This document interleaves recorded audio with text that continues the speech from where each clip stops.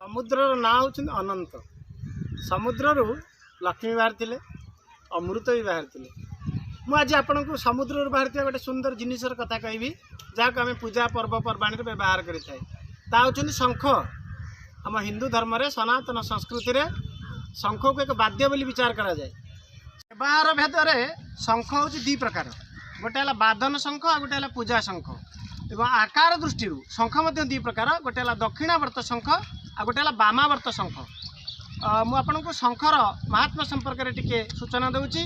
शंखर मूल रहती चंद्र, शंखर पार्श्व वरुण, शंखर पृष्ठभाग प्रजापति और शंखर अग्रभाग देवी गंगा और माँ सरस्वती विराजमान करती। शंख बजाइबा बेले जी भक्त माने बेक को उठेक शंख बजेबे और आखि की बंद करेंगे।